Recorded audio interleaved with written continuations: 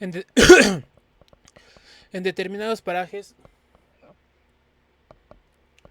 En determinados parajes llegué a descubrir aún unas torres formidables, oscuras, cilíndricas, que se elevaban muy por encima de cualquier otro edificio. Su aspecto las distinguía radicalmente del resto de las construcciones. Se encontraban en ruinas y a juzgar por ciertas señales debían ser prodigiosamente antiguas. Estaban construidas con bloques rectangulares de basalto y en su extremo superior eran ligeramente más estrechas que en la base. Aparte de sus puertas grandiosas no se veía en el menor rastro de ventana o apertura. Asimismo, observé que había otros edificios más bajos, todos ellos desmoronados por la acción erosiva de un tiempo considerable, que parecían una versión arcaica y rudimentaria de las enormes torres cilíndricas. En torno a todo este conjunto ciclópeo de edificios de sillería rectangular se cernía un inexplicable halo de amenaza, análogo al que rodeaba las trampas selladas. Los jardines eran tan extraños que casi producían pavor. En ellos se crecían desconocidas formas vegetales que asombraban amplios senderos flanqueados por monolitos cubiertos de bajorrelieves. Predominaban una vegetación criptograma que recordaba a una especie de lechos descomunales, unos verdes y otros de un color pálido enfermizo como los hongos. Entre ellos se alzaban unos árboles inmensos y espectrales que parecían calamites y cuyos troncos, semejantes a cañas de bambú, alcanzaban alturas extraordinarias. También había otros adornados, como cicas fabulosas y arbustos grotescos de color verde oscuro, y otros mayores que por su aspecto podrían tomarse por coníferas. Las flores eran pequeñas y descoloridas, distintas de cualquier especie conocida, y se abrían entre el verdor de los amplios macizos geométricos. En unas cuantas terrazas o jardines colgantes se veían otras especies de flores, mucho más grandes, de vívidos colores y formas mórbidas y complicadas, producto probablemente de sabias hibridaciones artificiales, y había ciertos hongos de formas, dimensiones y matices inconcebibles cuya disposición ornamental ponía de manifiesto la existencia de una desconocida pero irrefutable tradición jardinera. En los grandes parques parecía como si se hubiese procurado conservar las formas irregulares y caprichosas de la naturaleza. En las azoteas, en cambio, se hacía patente el arte del podador. El cielo estaba casi siempre húmedo y plomizo, y algunas veces presencié lluvias torrenciales. De cuando en cuando, no obstante, aparecían rápidamente el sol, un sol enorme, y la luna, que era distinta de la nuestra, aunque nunca llegué a apreciar en qué consistía la diferencia. De noche, rara vez se despejaba el cielo lo suficiente para dejar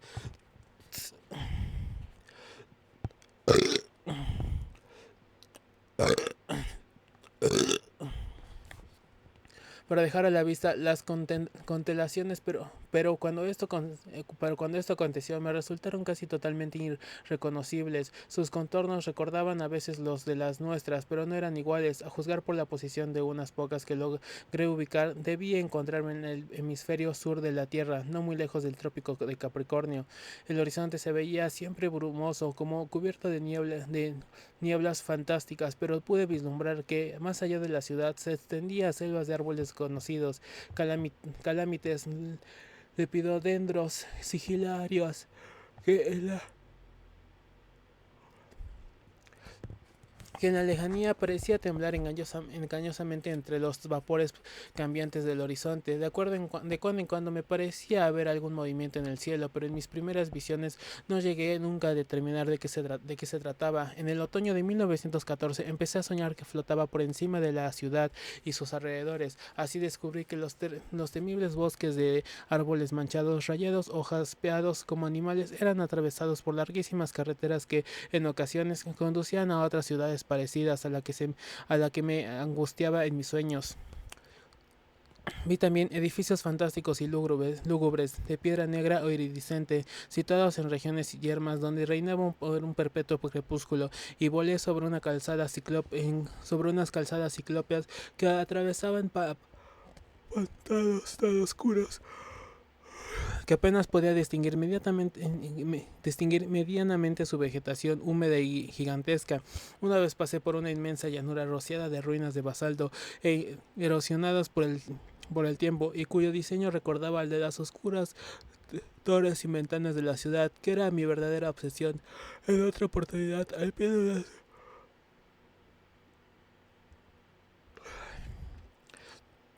de una ciudad inmensa de crepúsculo y arcos fabulosos, batiendo contra un muelle de rocas colosales, contemplé la mar ilimitada y gris, sobre la cual se movían grandes sombras informes y cuya superficie se enturbiaba con inquietantes burbujas.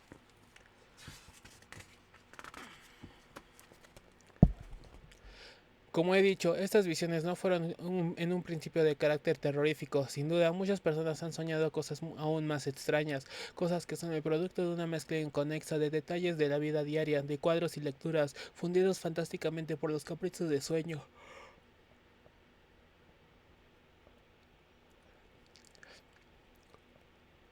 Durante un tiempo, aun cuando nunca había tenido ningún sueño de este género, acepté mis visiones como cosa natural. Me dije que muchos de los elementos fantásticos de esas visiones provenían de motivos triviales, aunque demasiado numerosas para poderles identificar.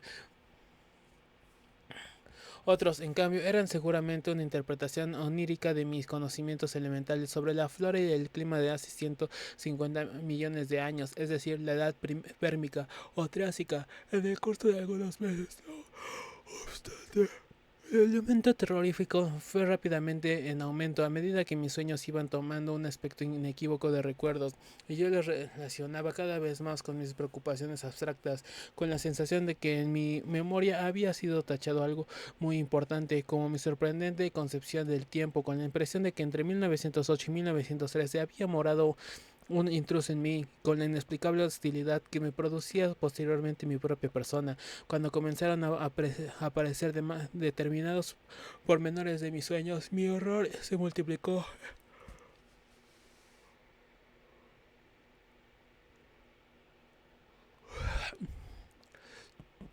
Que debía hacer algo. Fue entonces cuando emprendí el estudio intensivo de los casos de amnesia y visiones. Pese a que sí podría objetar mi estado de confusión y liberarme de la ansiedad que me dominaba, sin embargo, como he dicho antes, el resultado fue diametralmente opuesto a lo que había previsto. Mi angustia aumentó al descubrir que otras personas habían tenido idénticos sueños a los míos, y que algunos casos además se remontaban a épocas en que no cabía admitir ninguna clase de conocimiento geológico y por consiguiente ninguna idea sobre el paisaje de las edades prehistóricas, y lo que es más, en muchos de estos casos se especificaba ciertos pormenores y ciertas explicaciones que se concernían con los inmensos edificios y los selváticos jardines. Mis propias visiones eran ya bastante terroríficas en sí, pero lo que daba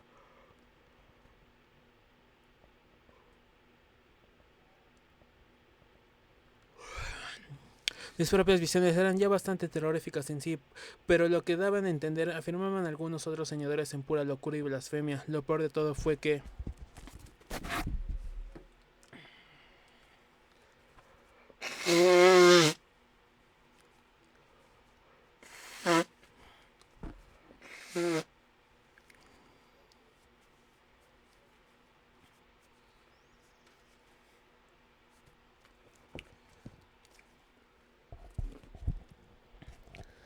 la lectura de aquellas experiencias que contaban suscitó en mis nuevos sueños aún más descabellados y un presagio de revelaciones venideras. No obstante, casi todos los médicos me aconsejaron si continuar mi investigación. Estudié psicología sistemáticamente por las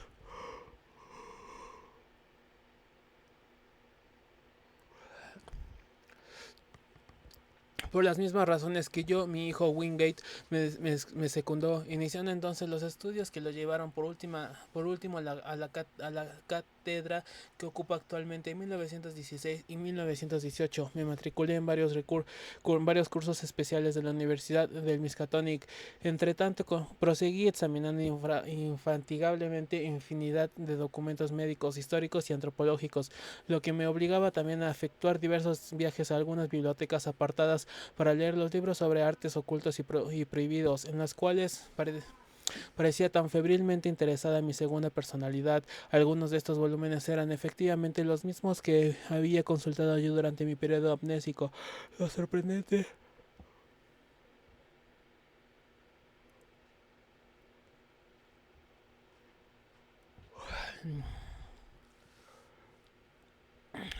Lo sorprendente de estos libros eran las anotaciones marginales y las correcciones en el texto, escritas en una caligrafía y un lenguaje que en cierta forma hacía pensar en algo ajeno por completo al hombre.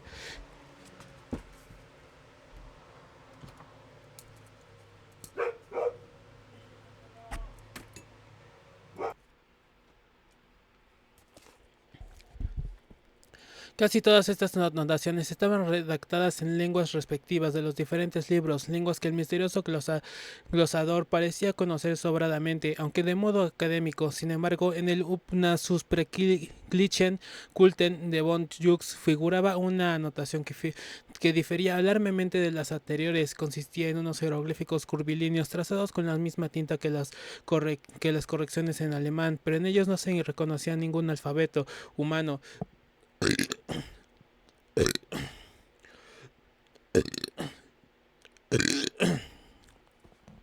Y estos jeroglíficos eran asombrosa e inequívocamente análogos a los caracteres que constantemente se me aparecían en sueños, caracteres cuyo significado a veces de manera fugaz creía conocer. Estaba a punto de evocar. Para rematar mi total confusión, muchos bibliotecarios me observaron que, teniendo en cuenta mis anteriores indagaciones y las fechas en que había consumido los volúmenes en cuestión, era muy posible que todas estas notas hubiesen sido realizadas por mí durante mi estado de éxtasis. Sin embargo, esto está en contradicción con el hecho de que yo ignoraba, y todavía ignoro, tres de aquellos idiomas. Una vez reunidos los datos dispersos, antiguos y modernos, antropológicos y médicos, me encontré en una mezcla moderadamente coherente de mitos y alucinaciones cuya índole demencial me dejó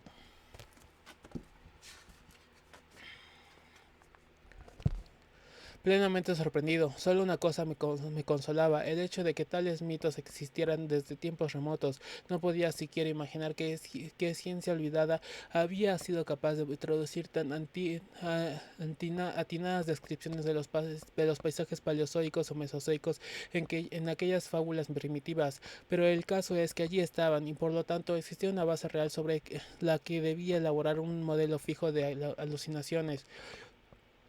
La amnesia creada sin duda, la amnesia creada sin duda creaba sin duda los rasgos generales de los mitos, pero después los detalles fantásticos con los que propios enfermos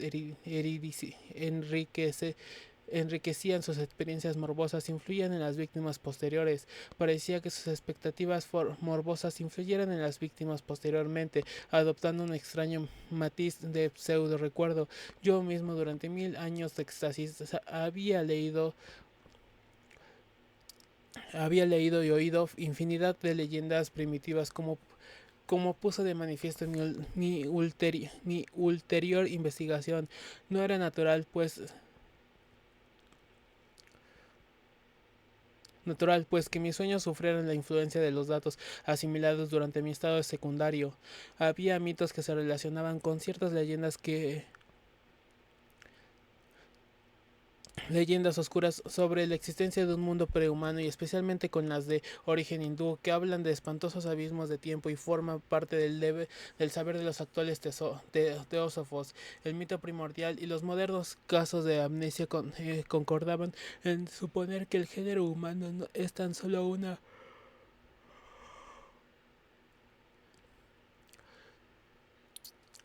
una, quizá la más insignificante, te de insignificante de las razones altamente evolucionadas que han gobernado los misterios distintos de nuestro planeta. Según esto, hubo seres de forma inconcebible que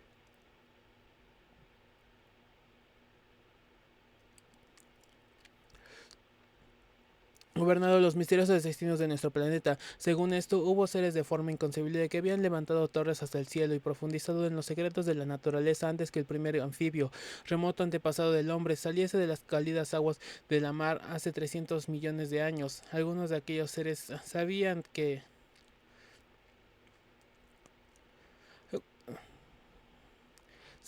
otros que eran tan viejos como el cosmos, otros se desarrollaban vertiginosamente y generalmente de la Tierra.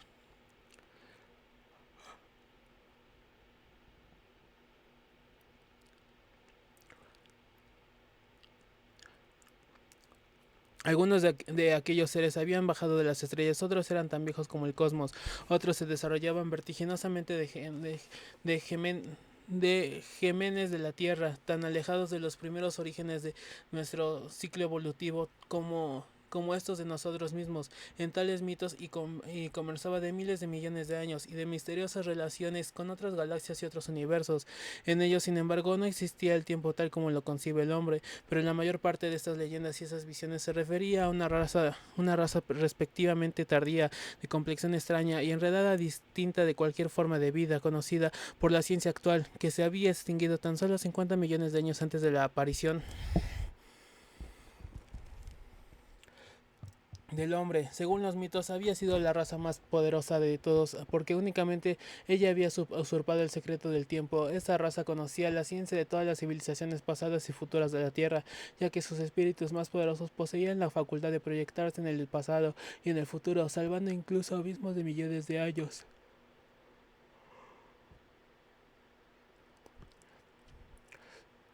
Esta raza, con objeto de estudiar el saber de cada época, de las conquistas de esta raza derivaban todas las leyendas las leyendas de profecía, de profetas, incluidas las pertenecientes a ciclos mitológicos humanos. Sus inmensas baterías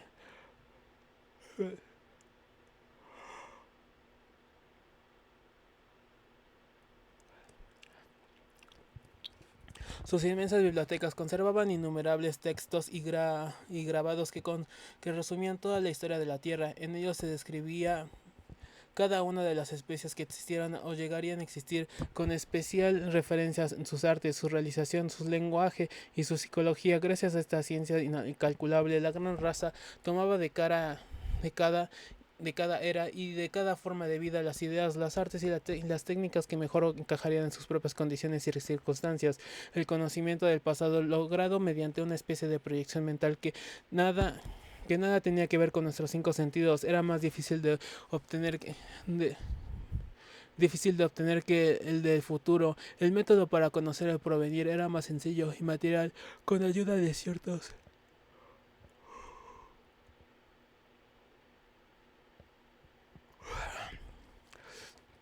No, Luego, después de varios ensayos preliminares, se apoderaba de uno de los mejores ejemplares de la forma de vida dominante en dicho periodo. Para ello se introducía en el cerebro del organismo seleccionado y le imponía sus propias vibraciones, en tanto que la mente así desplazaba, se postraba en la noche de los tiempos hasta la misma época del intruso, en cuyo cuerpo permanecía hasta que se generase el proceso inverso. Entre tanto, la mente desplazaba, se proyectaba a su vez hacia la época y el cuerpo del espíritu invasor era cuidadosamente vigilado. Se evitaba que dañase el cuerpo que invadía y se le extraía todos los conocimientos útiles por medio de interrogatorios especiales que a menudo se realizaban en su propia lengua. Cuando la gran raza era capaz de expresarse en ella, mereced una anterior exploración desde el futuro.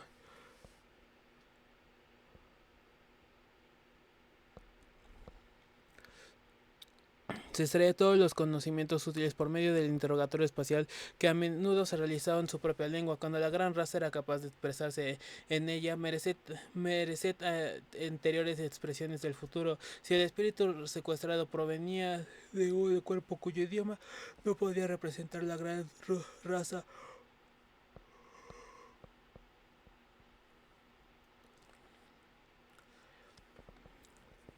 por falta de órganos adecuados, se recurría a unas máquinas ingeniosísimas en las cuales era posible reproducir cualquier lengua extraña con un instrumento musical.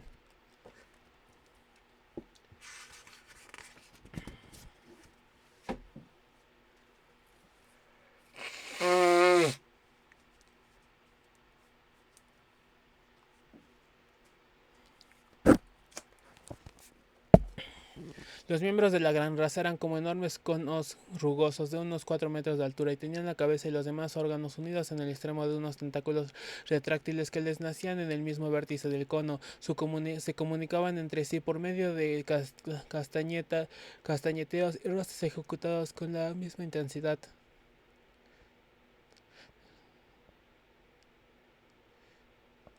Se comunicaban entre sí por medio de castaños y rosas ejecutadas con las garras o pinzas en que terminaban dos de sus 4 miembros tentaculares y avanzaban dilatando y contrayendo cada muscular muscular viscosa ubicada en la parte en la parte inferior de sus bases, de unos 3 o metros.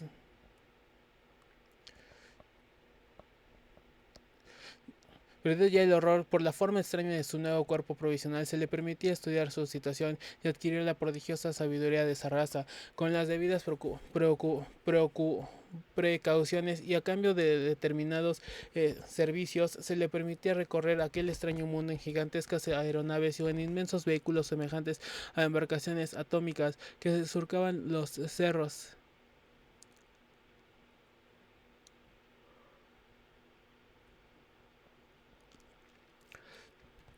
libremente en las bibliotecas que guardaban documentos sobre el pasado y el futuro del planeta.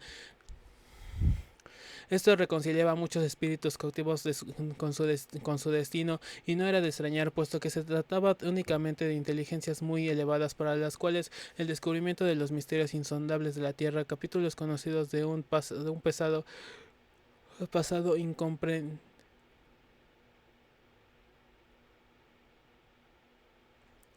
En ocasiones algunos eran autorizados a reunirse con otras inteligencias cautivas procedentes del futuro. De este modo era posible cambiar impresiones con otros seres inteligentes de 100.000 o 1 millón de años antes o después de sus propias épocas. Y a todos se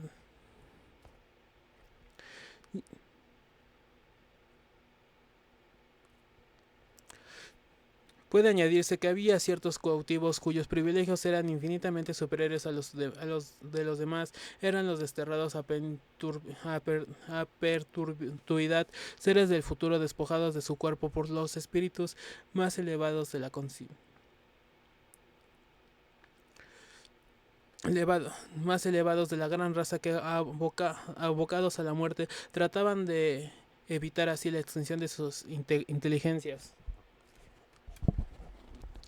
Tales, des- tal- Tales desterrados melancólicos no eran tan numerosos como sería el despertar, ya que la longevidad de la gran raza reducía en apego a la vida, especialmente entre sus individuos superiores, capaces de proyectarse perpetuamente hacia tiempos remotos. De estos casos de proyección permanente se habían derivado muchos de aquellos la, desde blancamientos duraderos de personalidad recogidos en la historia, incluso en la del género humano.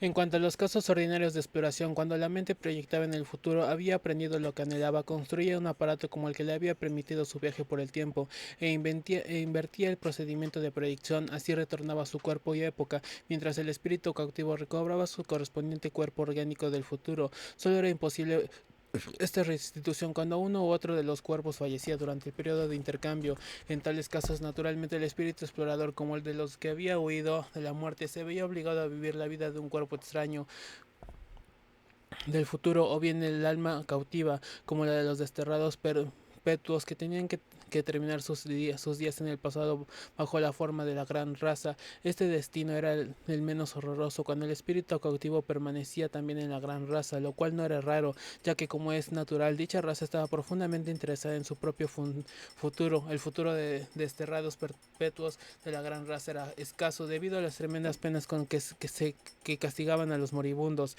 que procuraban usurpar el cuerpo futuro de su propia estirpe.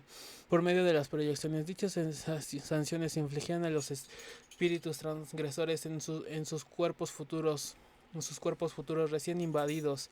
A veces eran obligados incluso a consumar la restitución del cuerpo invadido. Se había descubierto y corregido casos muy complejos de desplazamientos de espíritus exploradores o mentes ya cautivas provocados por otros individuos originarios de diversas épocas del pasado. Desde el descubrimiento de la proyección mental había en todas las épocas un porcentaje pequeño para reconocer para reconocer pero reconocible de los individuos de la gran raza permanecientes a edades y pretéritas, que permanecían en sus cuerpos prestados durante un tiempo más o menos largo.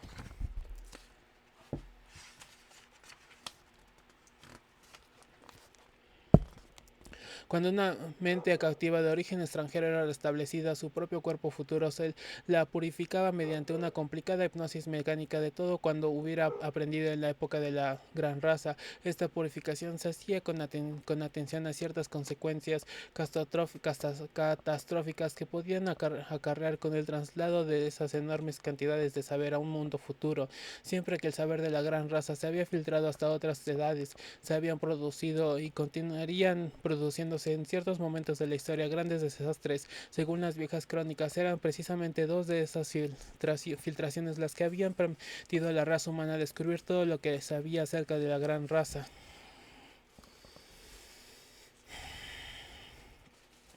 En la actualidad, de aquel mundo remoto y apartado apenas quedaban unas cuantas ruinas ciclópeas en algún rincón apartado, y en los abismos oceánicos y los textos fragmentarios de los terribles manuscritos panacóticos. De esta forma, la mente liberada regresaba a su propia época con una visión muy vaga de su estancia en ese otro mundo. Se le suprimía la mayor cantidad posible de acuerdos, de manera que en la mayoría de los casos solo conservaban un vacío de pequeños nebulosos de ese periodo. Algunos espíritus recordaban más que otros, y el mar conjuntando a veces los recursos brumosos había permitido en ocasiones que el futuro vislumbrase fugazmente su propio pasado prohibido. Innegablemente, en ninguna época de la historia de la Tierra ha dejado de haber sectas